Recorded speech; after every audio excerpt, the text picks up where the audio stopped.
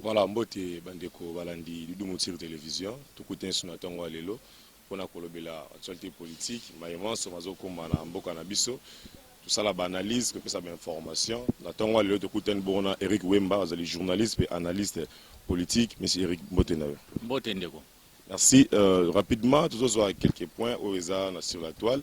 Banda bongo na meeting ya président de l'Assemblée nationale en tant que journaliste na Holanda qui en plein meeting to cibler phrasement Makas président lobby 2023 votons tous pour monsieur Félix Tshisekedi Tshilombo. Réaction à yo pour l'intervention. Ezama wana pasi parce que Congo ezana ba pression ba biloko belé faut résoudre. D'abord bobaki ba socio qui était cité ba bia ba avion comme ba problème au lieu de résoudre ba problème wana bo bandi déjà en campagne électorale précoce. Alors que l'Assemblée nationale, toujours c'est la présidence de l'Assemblée nationale, ce n'est pas parce que Mbosso a dit que Tshisekedi a voté, il a voté. Peuple a ça comme matière, peuple a c'est là pour mémêler bilan. Hein? Ce n'est pas un meeting ou cette campagne-là qui va faire élire Tshisekedi. Ouane Zaka flatterie à Batou à Deuxième République. Les Congolais sont conscients aujourd'hui que Tshisekedi a échoué à résoudre leurs problèmes. Il a promis la promesse où on a réalisé. Sur ce qui était, Boukiti si babi avion. Ils ont posé des problèmes, la ligne nous comme passi, ba mesure on comme la limite nango, situation sociale ba congolais a passi, toyoki na bidjo bino pour approuver dans l'Assemblée nationale, bo baki si salaire ba député na $10,000 pendant que salaire ya ba congolais mususu loko la ba infirmier ba nini za matate. Donc si na bina dressé tableau awa bilan ya Tshisekedi ndé muto ke sala ke ba congolais ba voter. Cette campagne précoce là de ces flatteurs de Mbosso, ce n'est pas ça qui va nous pousser à voter Tshisekedi. Mais ba yimbo comme mususu ba poussi makanisi ba lobby à sa déclaration à le roi président de l'Assemblée nationale, mais le roi président parti politique, quand même, Anglais, on a raison. Non, mais il est président d'un corps. Il faut baser là. À moins qu'il y ait directeur de campagne à Tshisekedi. En même temps, il faut que tout ça dans la campagne électorale, les Aranatans et Bandala. L'air ici n'est pas l'air à la campagne électorale.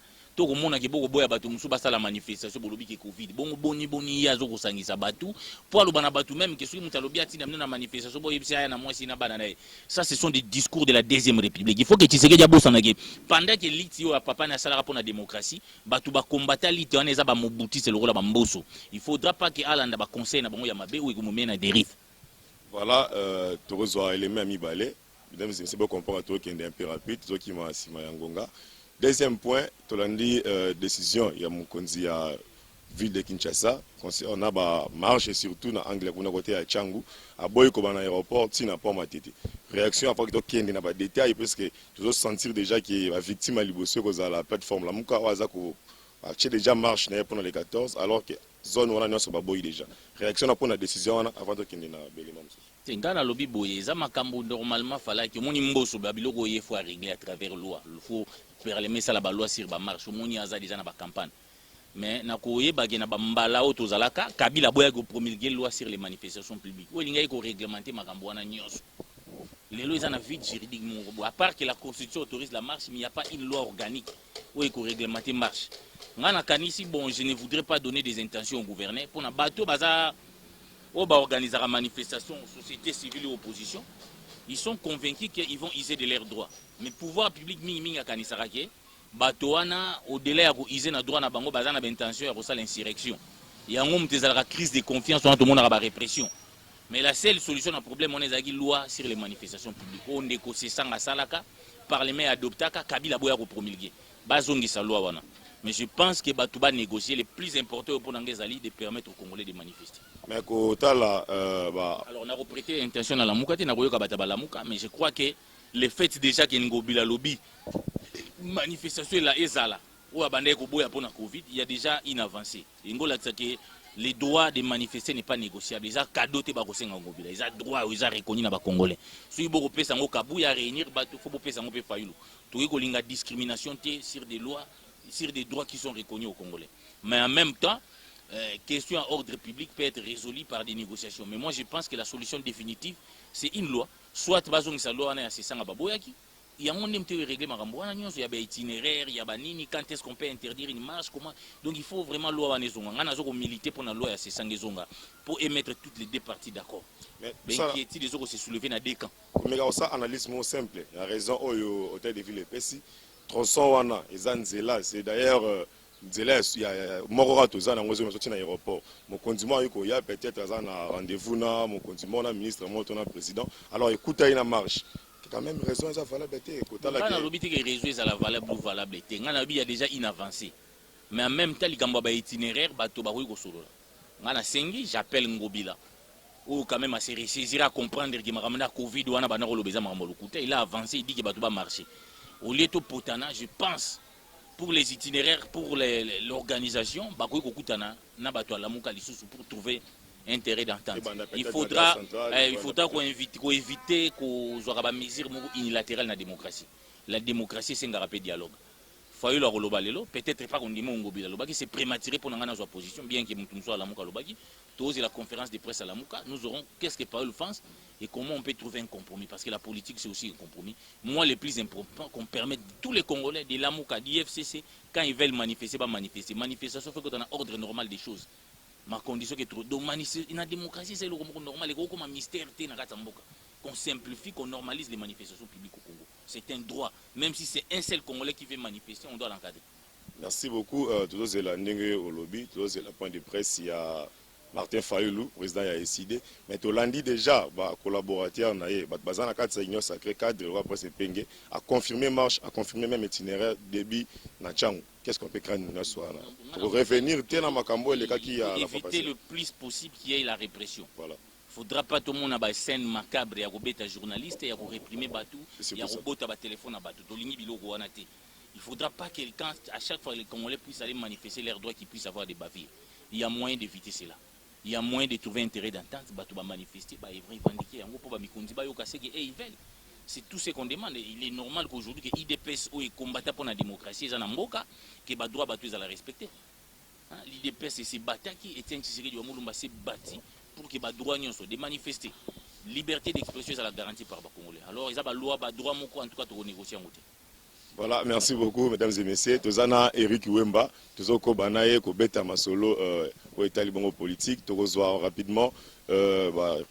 Position surtout comme bongo au Mokonzamboka Pessi par rapport à la proposition et à la loi déposée par honorable Bentingi Pouloulou. Phrase simple de retenir, est-ce que c'est important payer à diriger par un Congolais de père et de mère? En tout cas, c'est pas le mingi na Mokonzamboka na point de vue parce que ngai na kuzoko combattre la loi na. Nga naza convaincu te ko yibisa batu ke pomboko ebonga fo kota Congolais de père et de mère. Naza convaincu te que Tisserand est moins congolais que Roméo Lukaku. Tisserand au papa naza français, maman naza congolaise, mandimi ko ya pour la ko mouiller maillot pour na Congo. Mais Roméo Lukaku ko beta pour na banani, pour na ba Belge. Naza ko ndima te que Mamadou Ndala, ou azaki papa malien qui a donné sa vie pour le Congo, est moins congolais que tous ces généraux de père et de mère qui sont impliqués dans les trafics d'armes. En tout cas, c'est une loi ségrégationniste qui n'a pas le droit de passer dans ces pays. Le chef de l'État est revenu, donc c'est pas le président de la République à lobby, donc c'est un na parlement, même moi ce n'est pas une priorité. Congolais en a besoin de l'eau, on a des distractions. Ceux qui l'ont officier Katumbi, Botika, Biso, Congolais, peuple, ne joue Irne, tout le bagage Katumbi, puisqu'il n'est pas des pères et des mères congolais qui ont voté. Il n'appartient pas à un groupe de gens pour vendre tout éliminer, tout éliminer, tout. Seul le peuple va décider. Ceux qui n'ont pas la présence. Ceux qui peuple moni qui montent à des pères et des mères, quand on offre politique, moi qui la misère fois les. Donc Babilo Goana, Bagoy l'Arabiso, Wana Yabaloa Tchani, Ngana Lingara pour là, et les gars répétés. Et puisque dans le Congo, tu as une culture, moi, lobby, ça influence ma position, c'est donc carrément. Et ça, Mbosso, à part Mokonzambo, quand même, Mbosso a reconnu que ce n'est pas une priorité. D'ailleurs, bon, qui calendrier, on n'avait pas inscrit ça. Voilà. Donc, tout le monde a loi, Pamba, où il y a un arrêté, il y a loi, il y a améliorer les conditions des Congolais. Hein? Congolais, nous avons le même droit.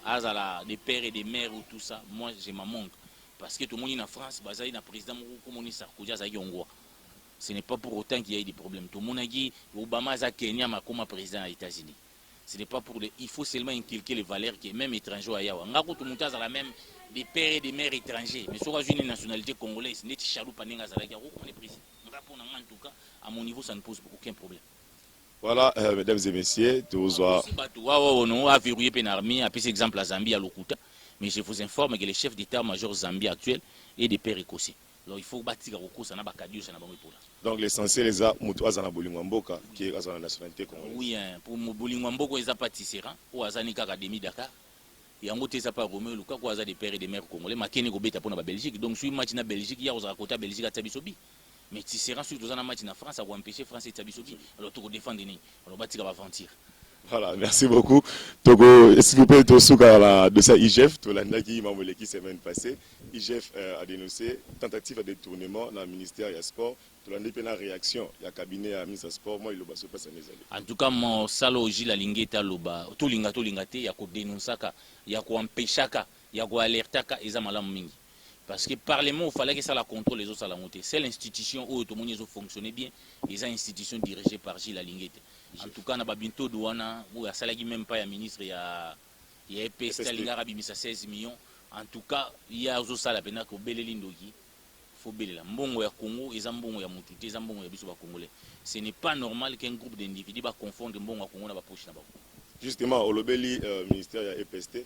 Alors, tout ça, moi, réflexion, à dénoncer dans EPST, barricadrer, à dénoncer dans le ministère des Sports, même c'est quelque part les autres qui cette crédibilité à IGF. Et là, on est salamité, mais il y a PC déjà. C'est fois ça l'ango. Au moins, il y a le rôle de tentative. Ceux qui ont déjà ce qui ne goïba. Est-ce qu'il faut la tiare ou yiba bon dénoncer ou bien tentative tant au monde déjà kazo ke zolo. Au monde de Kobeleli. À mon niveau, Kobeleli, IGF a aussi musa nango na ninge le mobile. Voilà, merci beaucoup. Monsieur Rigwemba, conclusion. Conclusion, les alika kaba congolais, tous zéla, tous réclamer l'élection. Élection est obligatoire, c'est dompté. Donc, ils pas reconnaître en haut, donc à reconnaître en haut, ce qu'on a président de la République, on a simple locataire. Beaucoup ils a yoté. Il y a même où toi comme président de l'État, il va avoir locataire. Donc on a un contrat au biso topé ça en élection. Ceux qui 5 éléli et loki et koki faut zonga. Ceux qui biso to moni ça va te renouveler ou bien pas.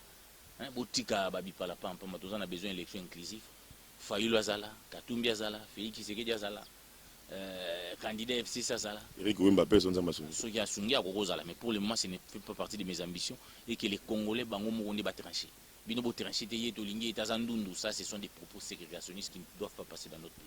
Voilà, merci beaucoup mesdames et messieurs, vous comparez de Koum Nasuka, Tokotani pour l'emballassement. Merci.